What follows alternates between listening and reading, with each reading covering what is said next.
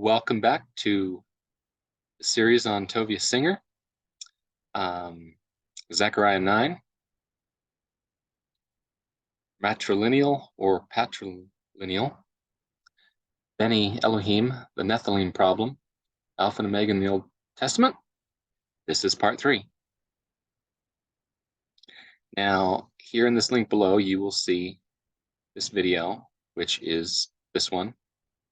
Former Muslim tries to convert Rabbi Tovia Singer. Okay, so have a look at that. And, at the Kotel. Okay.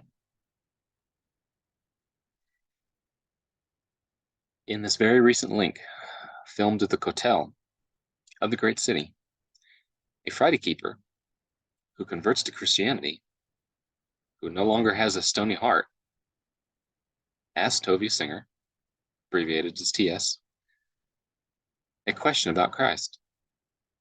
Now here's the thing.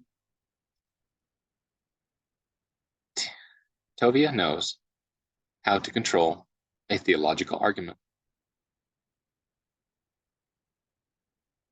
Okay? And, whether interjection or rambling thought, voice modulation, or appealing to the sympathies, and gets the Christian questioner to be on the run. And then, losing his point about Christ, which, if allowed to be conveyed articulately, is only denigrated by Tovia saying, you can do better than a dog drinking from a cistern, which means the process of slicing and dicing gets harder and harder to defend, especially when Tovia moves and dodges and cites passages of the Old Testament at random and won't budge since he uses the authority of the Hebrew Bible, Tanakh, only, but at the same time randomly quotes the Old Testament. Tovia says Isaiah is his rabbi. Yet how would he respond to Jesus in John 4:22, that salvation is of the Jews? And would Tovia insist this is true, emphatically? There would be no denying. What you are witnessing in this video is a microcosm of the time of the Third Temple and the Rabbinate defending their monotheism. Now to some questions. The question is any form of monotheism a formidable argument? The other question is, why did Daniel say that curtain of probation was the termination of the 70 weeks, and then why the Kotel was trodden down of the Gentiles until the times of the Gentiles were fulfilled in our generation, from Luke 21:24. Caiaphas knew Jesus emphasized two powers in Matthew 26:60-66, referring to Daniel 7:13.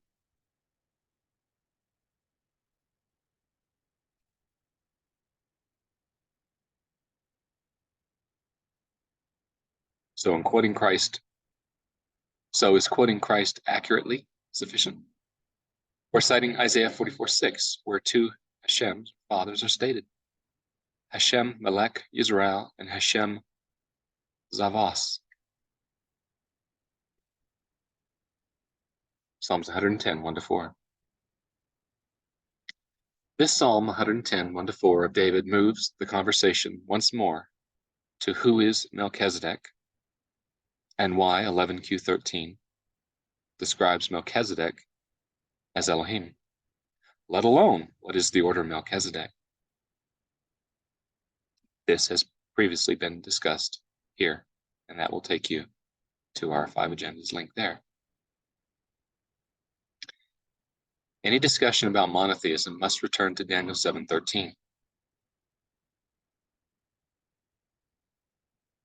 Okay? And then Daniel 9's 70 heptads are determined upon, which equals probationary time, was what was to be determined.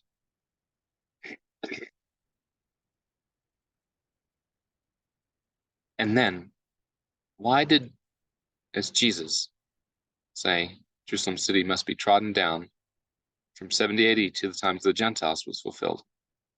Luke 21:24.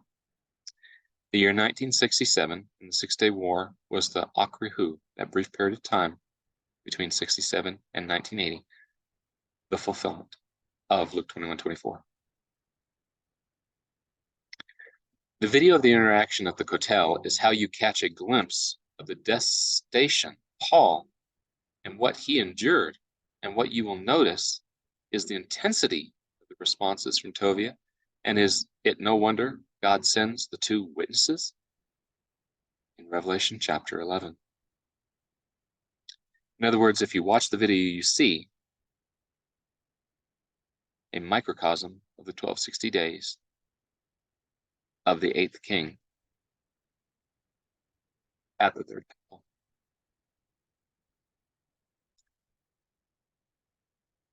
Very important. At 16 minutes and 15 seconds, Tovia addresses Daniel 7:13-14. Now notice what Daniel stated. I saw in the night visions, and behold, one like the Son of Man came with the clouds of heaven, and came to the Ancient of Days, and they brought him near before him. And there was given him dominion and glory and a kingdom, that all people, nations, and languages should serve him. His dominion is an everlasting dominion, which shall not pass away, and his kingdom that which shall not be destroyed. Observe carefully that the two individuals in this text equals one like the Son of Man, a man, and the Ancient of Days is true. But take note, Tovia is strongly emphasizing the paternal line of man and not the maternal lineage from Genesis 3:15, which equals John 1:14, where the monogenes theos, uniquely begotten God. As monogenes theos, this is Christ's omega status, uniquely begotten God. It's not even open to debate, because the antecedent of monogenes theos in context means the former subject. Ho, logos, the word of John 1:1, is the evidence of two powers, and also confirms the logos was his alpha identity prior to entering humanity. This is further magnified, especially in respect to what Gabriel said to Mary in Luke 1:35, that the Messiah would be of the maternal line.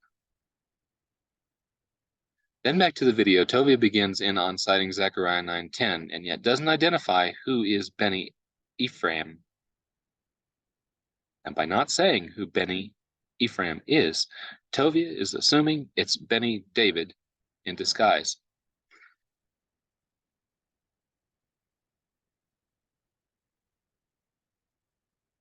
The answer for Tovia about Daniel 7:13 is the following from his rabbi in Isaiah 9:6-7.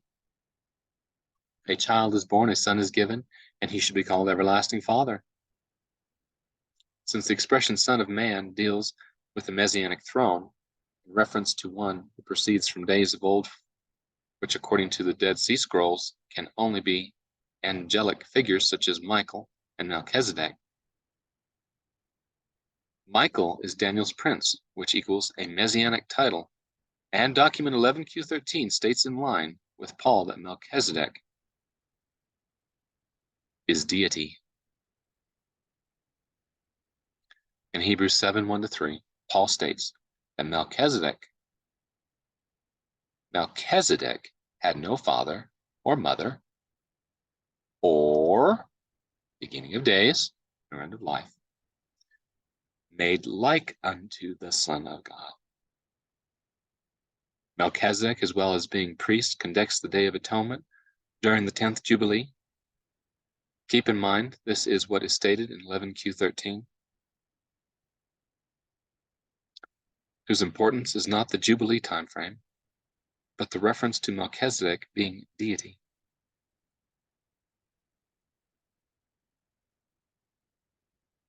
This was prior to Rabbi J changing the concept to one who had a genealogy.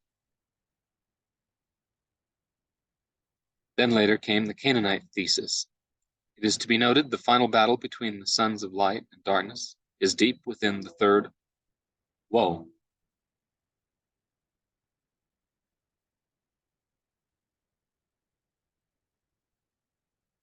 Genesis 3:15 is matrilineal. The era of 2nd century BC was matrilineal. It appears that Rabbinic J did some alterations. Okay, have a look at this link.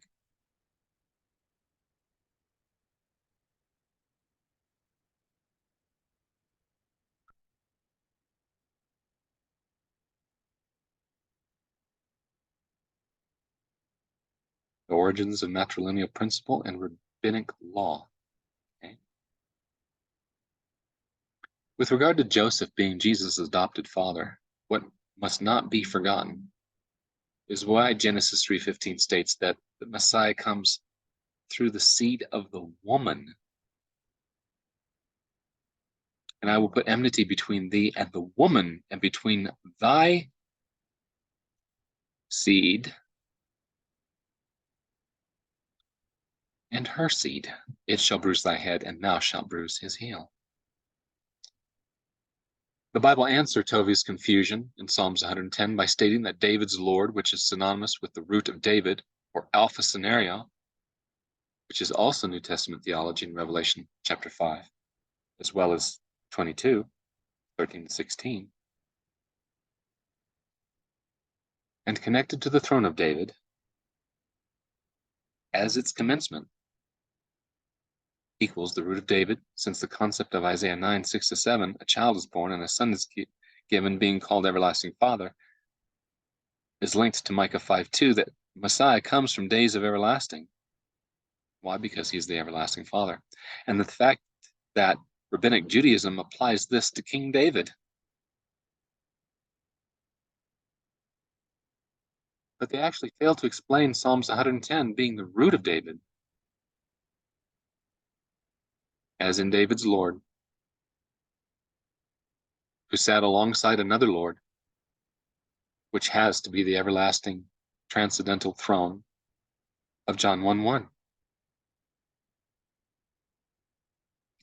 This individual in Psalms 110, who is David's Lord, is also sent by the other being sitting next to him.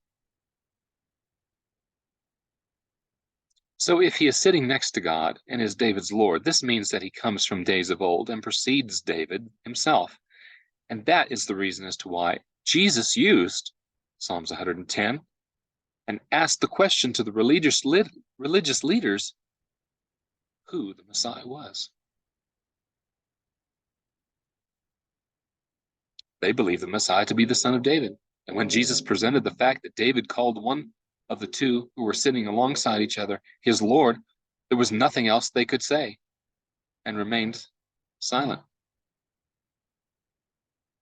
Yet the average person heard these words, and they rejoiced in the truth of two divine beings. And one of them was King David's Lord.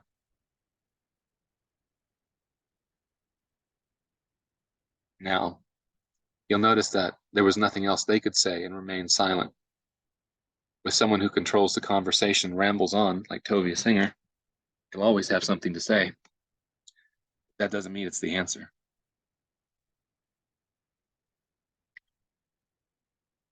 They heard gladly.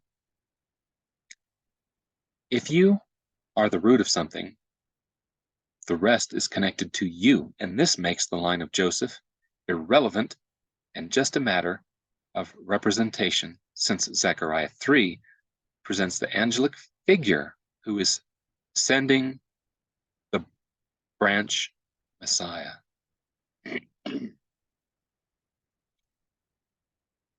Angel of the Lord. The question of the importance of the angel of the Lord in Zechariah is very important, since he is stating that he himself is sending his slave, the messianic branch Messiah. Did you get that?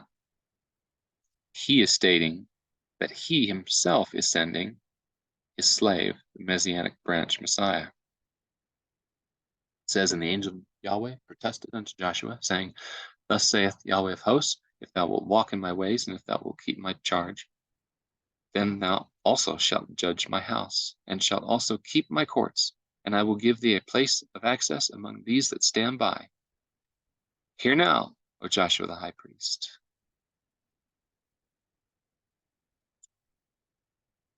Thou and thy fellows that sit before thee, for they are men that are a sign. For behold, I will bring forth my servant, the branch. For behold, the stone that I have set before Joshua upon one. And it needs to be kept in mind that John 12:39-40 states that the Lord of hosts was the pre-existent Christ.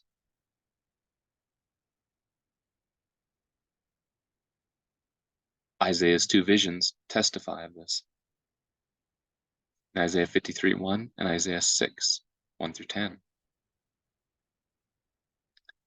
In the year that King Uzziah died, I saw the Lord sitting upon a throne, high and lifted up, and his train filled the temple. Above him stood the seraphim. Each one had 6 wings, which twain he covered his face, and with twain he covered his feet, and with twain he did fly. And one cried unto another and said, Holy, holy, holy is Yahweh of hosts. The whole earth is full of his glory. And the foundations of the thresholds shook at the voice of him that cried, and the house was filled with smoke. Then said I, Woe is me, for I am undone, because I am a man of unclean lips, and I dwell in the midst of a people of unclean lips. For mine eyes have seen the King, Yahweh of hosts. Then flew one of the seraphim unto me, having a live coal in his hand, which he had taken with the tongs from off the altar. And he touched my mouth with it, and said, Lo, this hath touched thy lips, and thine iniquity is taken away, and thy sin is forgiven. And I heard the voice of the Lord saying, Whom shall I send? And who will go for us? Then I said, Here I am, send me. And he said, Go, and tell this people, Hear ye indeed, but understand not, and see ye indeed, but perceive not. Make the heart of this people fat, and make their ears heavy, and shut their eyes, lest they see with their eyes, and hear with their ears, and understand with their heart, and turn again and be healed.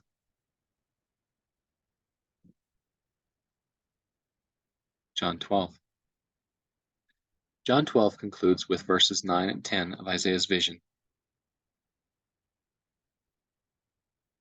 and states that they didn't believe him, even though he performed miracles. It is stated that Isaiah beheld his pre-existent glory.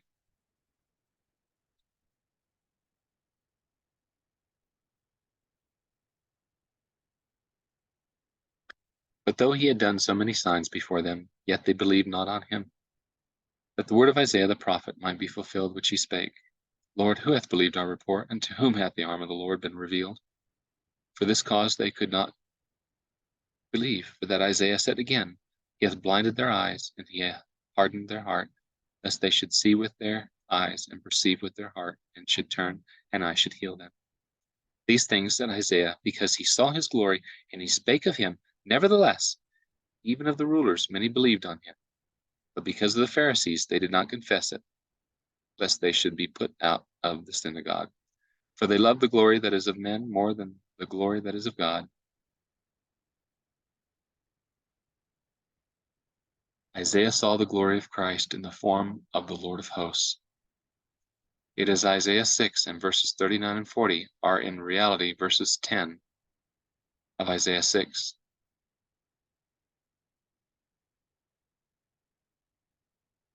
John 12. For this cause they could not believe, for that Isaiah said again, He hath blinded their eyes, and he hardened their heart, lest they should see with their eyes, perceive with their heart, and should turn, and I should heal them. These things said Isaiah, because he saw his glory, and he spake of him. Nevertheless, even of the rulers, many believed on him. Isaiah 6. And he said, Go and tell this people, hear ye indeed, but understand not, and see ye indeed, but perceive not. Make the heart of this people fat, and make their ears heavy, and shut their eyes, lest they should see with their eyes, and hear with their ears, and understand with their heart, and turn again and be healed. John is quoting the vision that Isaiah saw of Christ in his pre-existent glory, his Alpha identity.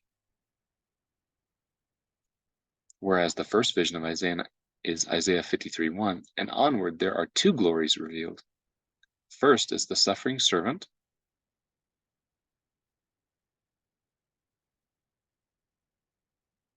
and the second is the Lord of hosts, and both relate to Christ.